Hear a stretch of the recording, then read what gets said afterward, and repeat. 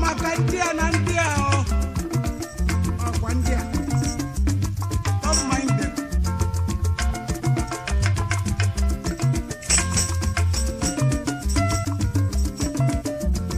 Ụmụ nwanyị nnabọnụ nnafa bụ ezi oyi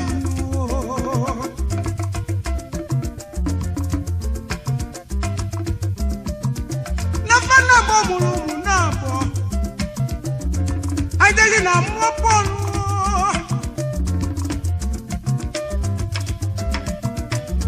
kọmfọta mọnụ Jọn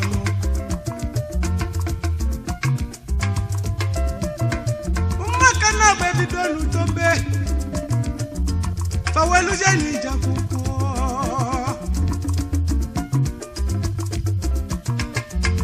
nne Pọl nwere ego nne Jọn enwere ọnụ mana ọ na-eriju afọ ya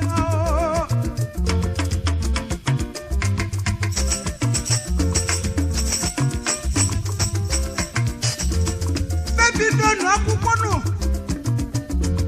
Jọn amụba n'akwụkwọ Pọl ọbụlụ n'iji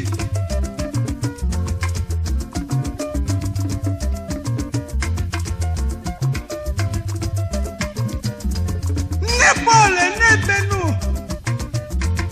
na fememe alụ ọ sị na ọ bụ n'onye ọ sị na ọ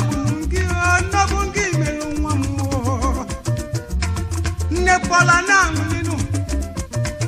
maka na Jọn ma akwụkwọ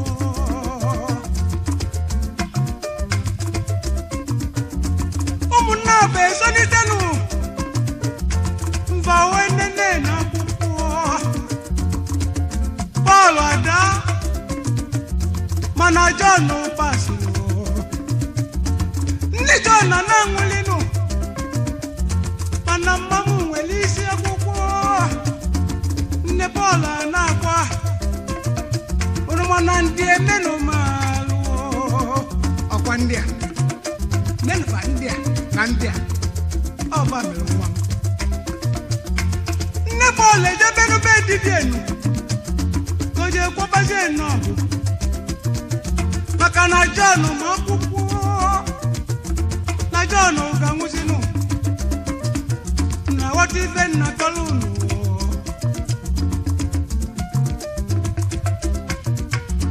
maka ndị ya na ndị ya maka ndị ya na ndị ya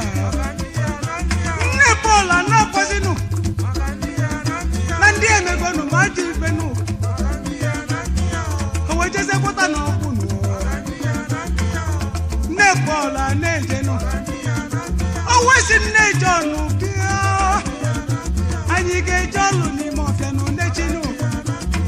nne Jọn ekwerunụ maka ndị ya na ndị ya maka ndị ya na ndị ya maka ndị ya na ndị ya maka ndị ya na ndị ya maka ndị ya na ndị ya maka ndị ya na ndị ya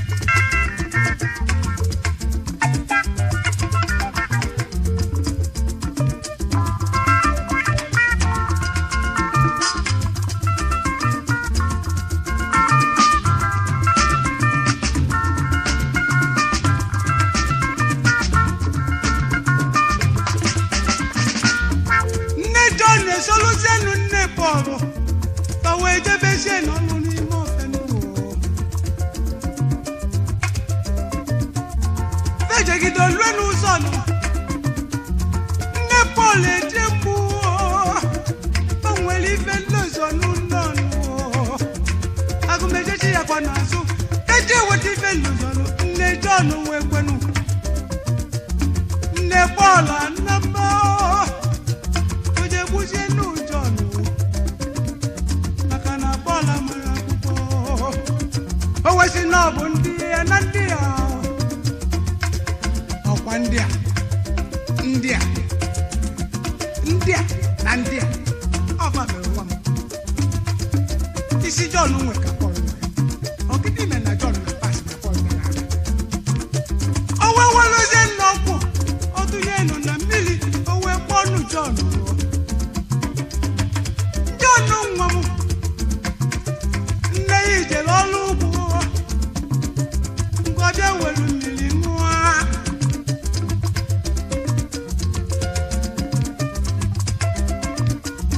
na John amazi nwa were mmiri ṅụọ ụna afụgo nọ nwụọ maka na nwa amara akwụkwọ ọ bụ ka nne John si ụna afụgo nọ ndị ya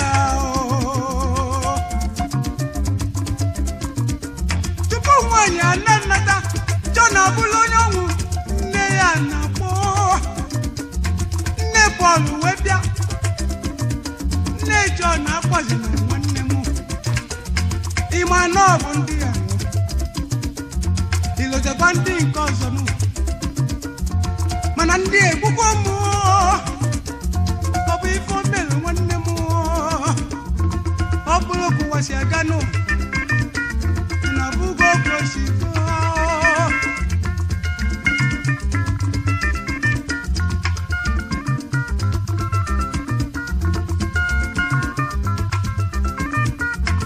nne John wee chesi ifo ga-eme ke ndị siri nwa ya o wee nabala ube di ya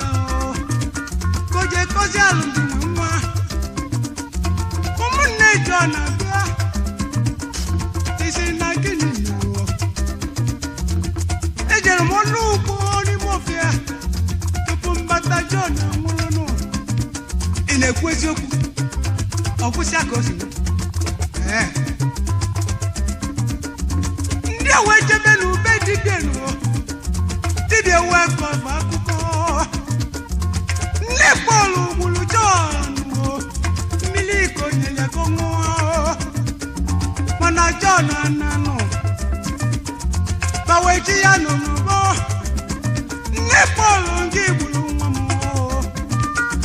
o wetinye n'aka n'isi n'ọkwanụ ndị a ụnụ abụgonụ m ụgbọnụ maka ndị ya na ndị ya maka ndị ya na ndị ya maka ndị ya na ndị ya maka ndị ya na ndị ya nne Paul anakwazi nnụ ụmụna ọ bụ n'onwanyị alụ nne John anakpọ ndị ekwenu maka ndị ya na ndị maka ndị ya na ndị maka ndị ya na ndị maka ndị ya na ndị maka ndị ya na ndị maka ndị ya na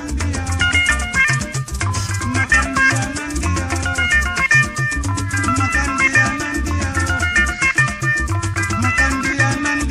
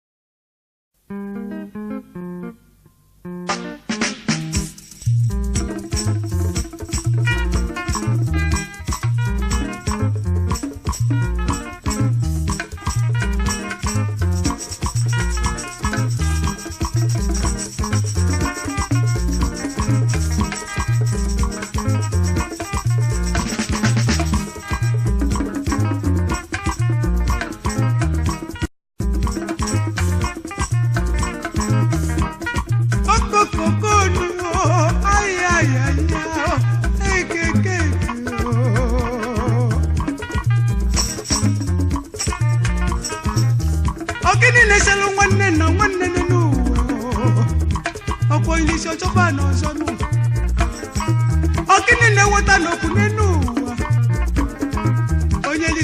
kweli kwa nuzo mwane msoi kachike ifani kule kunene nuwato onye lisano chalupano mwasaka mwane leli iwe lisa wacho baki jeno so inemezi ulu inemezi ulu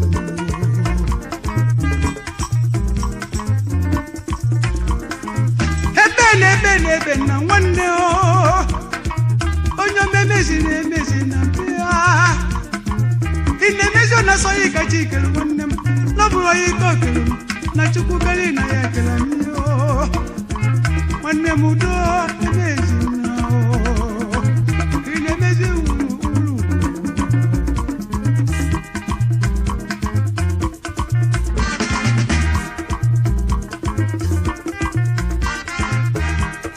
Kwani balu nambo onye elisa no nde no puta kwano mwanne moki banye juze no puta inelisa ina so ikachike la chukwu kali ona yake yo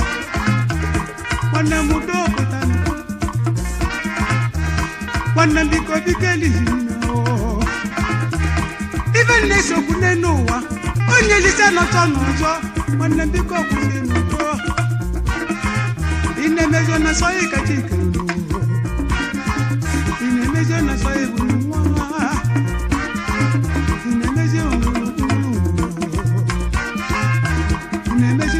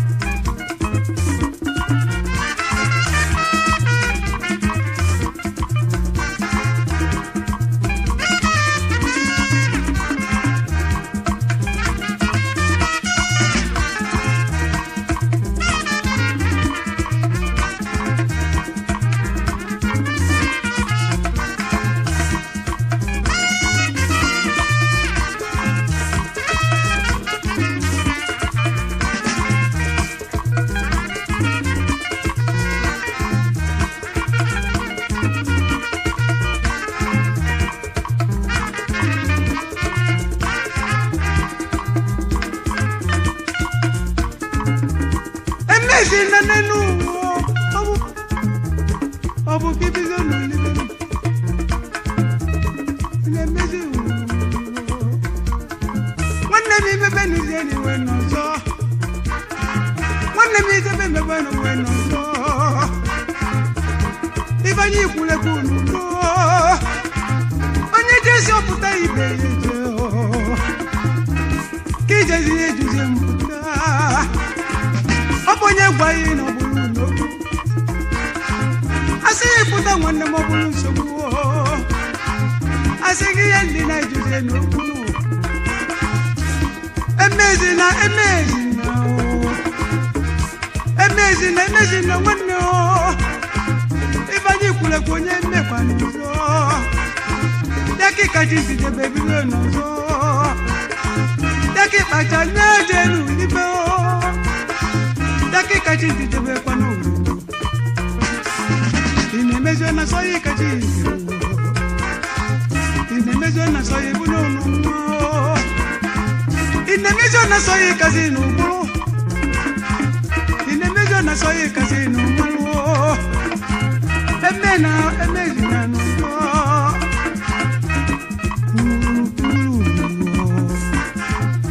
Inemezi na bulu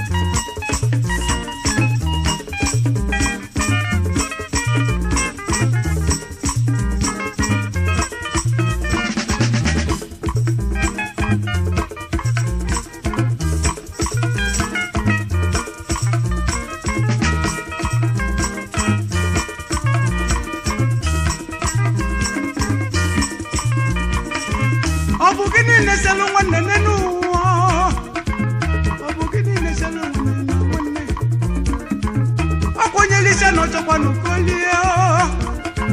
o ilise ni zizi chokwa no zo ifani ku no nyegesa no puta e puto no se jebeko wanne mu nanyi balo na ba wekwe wanne mu nanyi no lani wekwo oganyi furu nanyi kokole kwenu onye di so puta kwa ni be ye ni o abu gide kinemi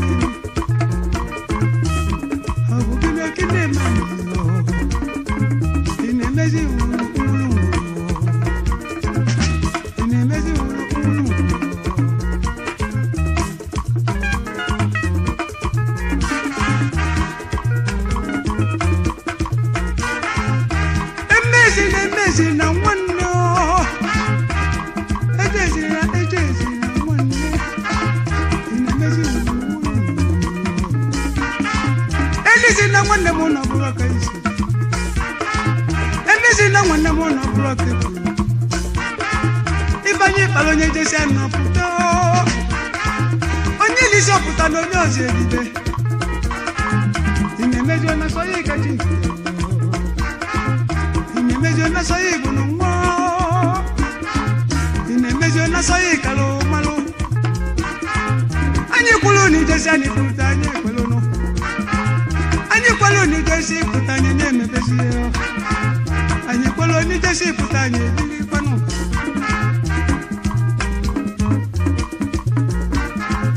ọbasi puta n'ọbụlụ n'okwu ọbasi puta n'ọbụlụ n'nsogbu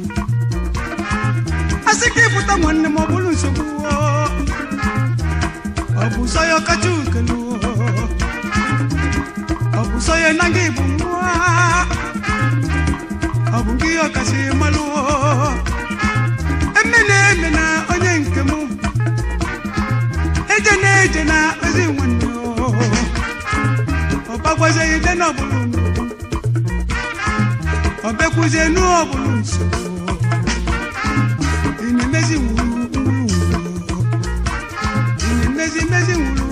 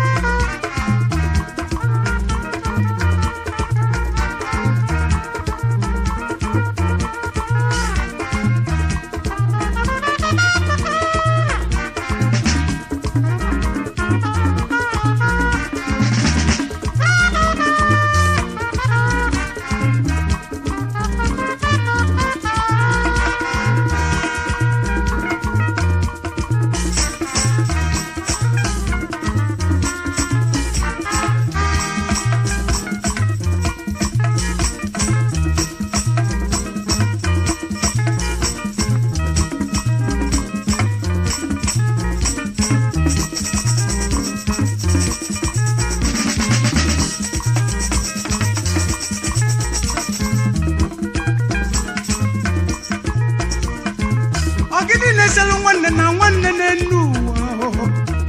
onye lisi ojukwa no mputano ogini neselu nwanne na nwanne n'enu oponye lisi ojuze no onyoze mezi obilisi juze na nyama nduko obite sisi kwano na nyameje nwanne mu obuso yikachikiru onye mu obuso yikachikiru Mabuso yo kalibu mwa Mwene mono buino malu Onya mabuzi kalu malu Emezi nanu mwane noburi kwa jibulu Elizi na mwane no kalibu Elizi na mwane mobu kaisibu Inemezi yo kibulu na soibu mwa Inemezi uru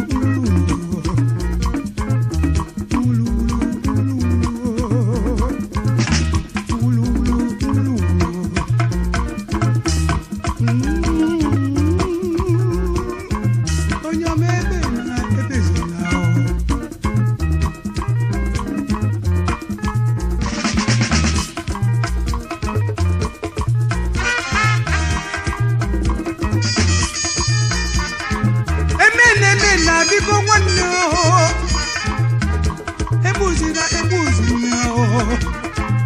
inelizio soyo kaditi inemezio na soyo ide ibu nwa ife ne woto kuniki ni neme ife ne soku oya ki neme inelizio na soyo ibu nwa inelizio na soyo koliki inelizio na soyo ibu nuchuku inemezio na soyo maluchuku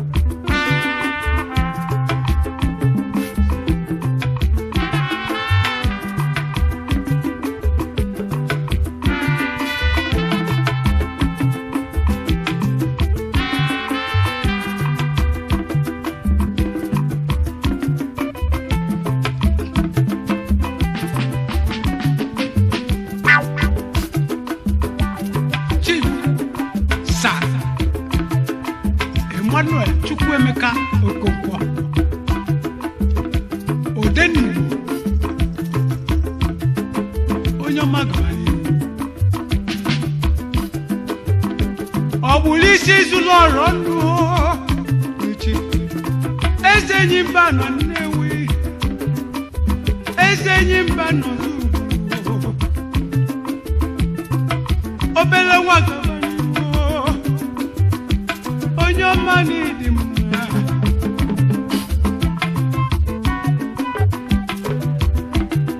Akebucho nwannu jotobi onye mande ni du mma ezi nwa biko gawani odeni beba inede n'ụtụtụ n'efifie na nyasi Gabaniru ezigbo mmadụ adịrọ fecha nkonye na-emezi okeji ekwunu maka ya ezigbo mmadụ adịrọ fele Bishop Okonkwo Odeni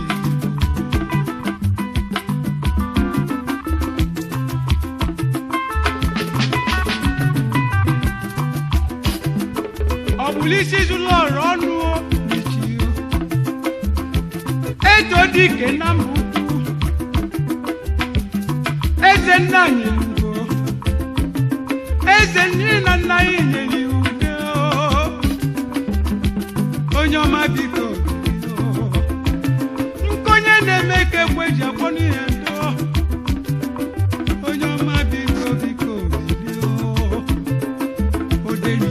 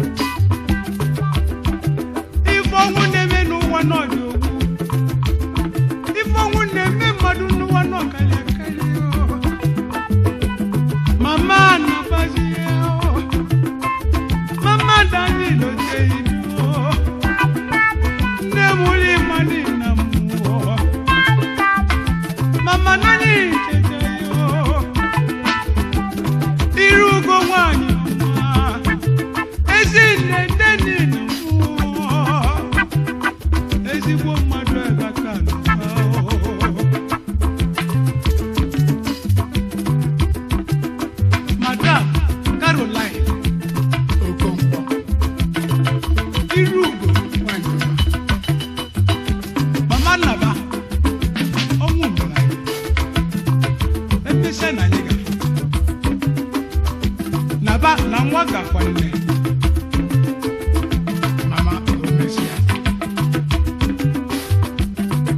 nnukwu nna anyị nne mụtara nne m nne dịka oyibo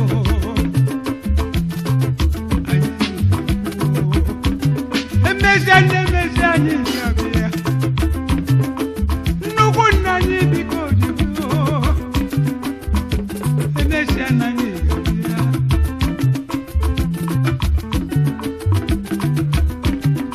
madam ego bude mọọ esi nne ọnwụ mere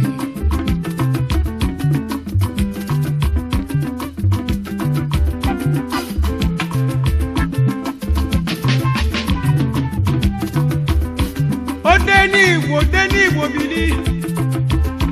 inede n'ụtụtụ efifie anyasị nwụọ Bishọp Okonkwo Chukwuemeka onye ọma n'ili ụgwọ mma biko gaba n'ihu onye chi gọzila ya biko o megburu ụmụ ogbenye ọ bụrụ isi zụrụ ọnụ chi onye ọma biko biko Bishọp Okonkwo Odenigbo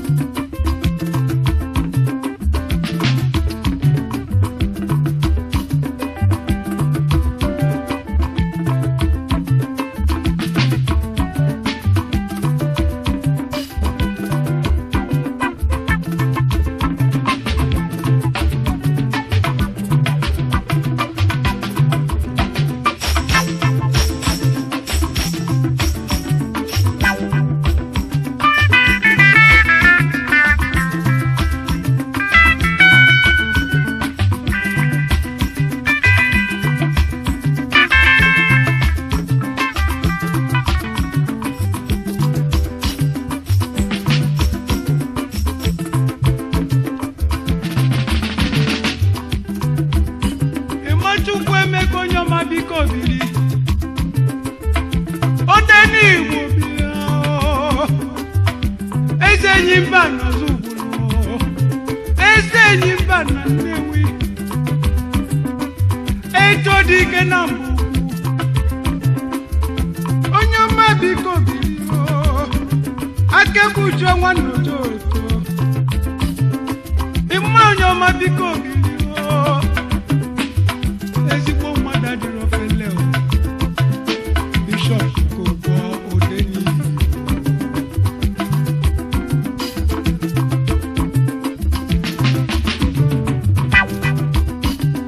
Chairman CEO Ekwulo Group of Companies Akeuchewa obere nwa gaba n'ihu ekene dịlị gị na nwunye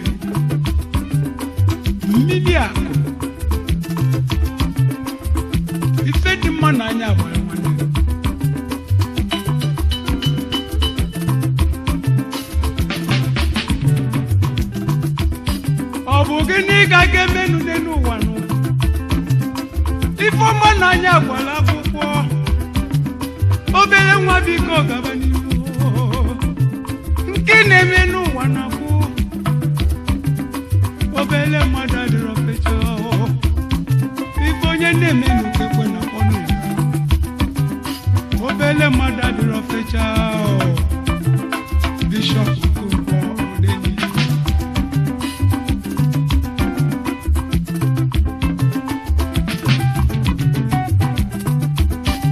Ima Bishop Okonkwo bi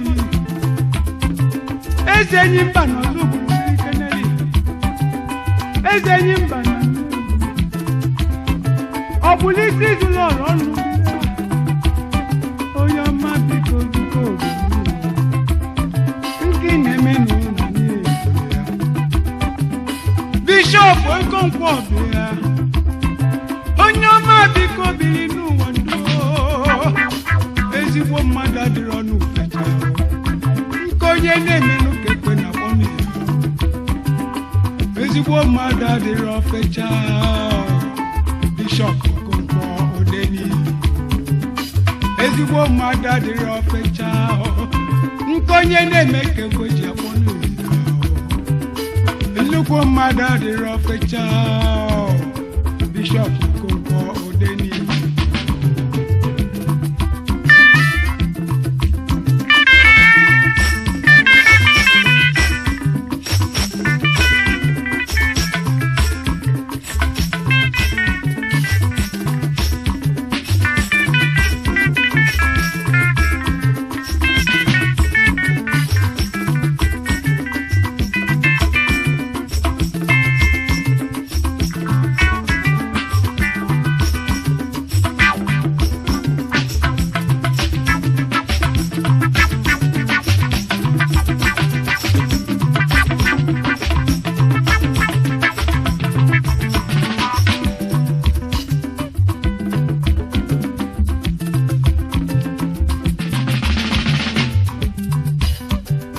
Chukwu Emeka Bishop bịa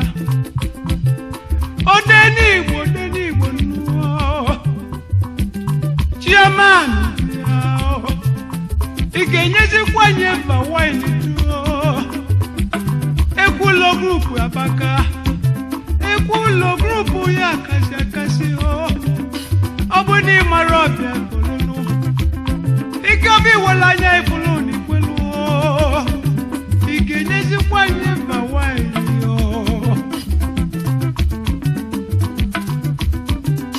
nnukwu mmadụ adịrị ọnụ fecha isi n'ọba si biko bụrụ Keneli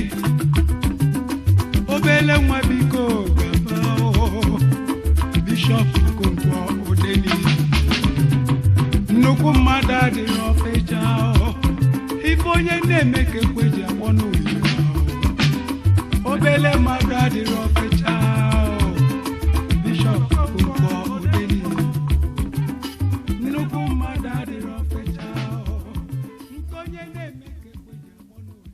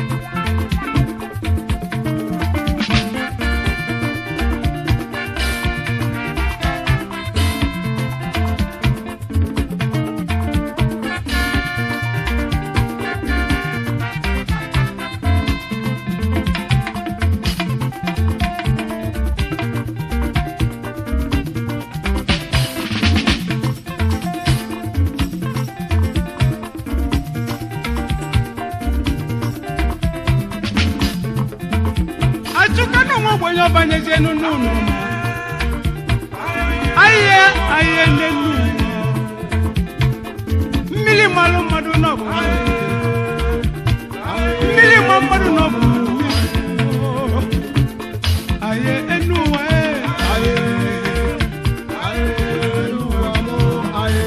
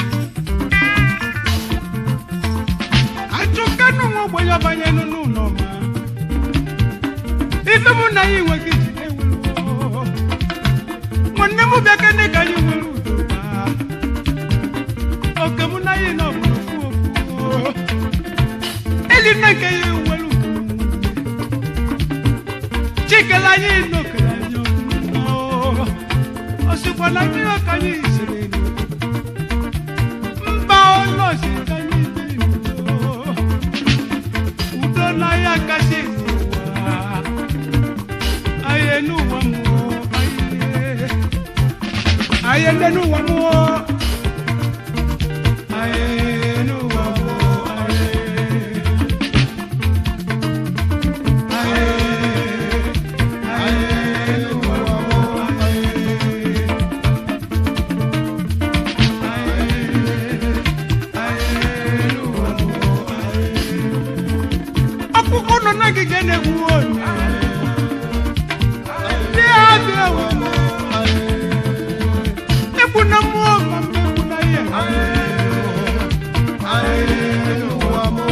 aye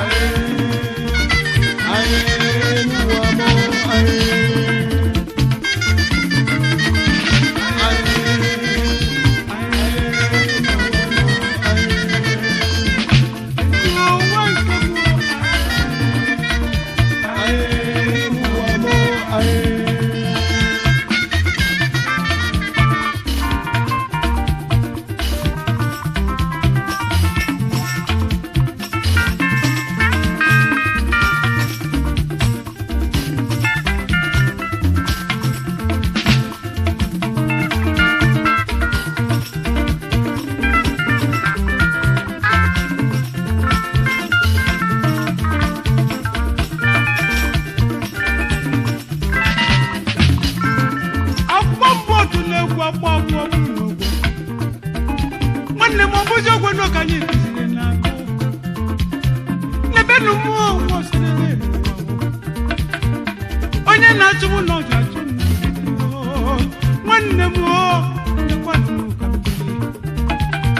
iche ukeli ya na kele m welilie ma m wele ndụ m anyị n'ụwa ọchụ nwa ọkụkọ ọsọ na ndị nwa ije nwa ọkụkọ ọsọ onye mgbanwe lulie na ndụ m dịrị ọ dị ndechi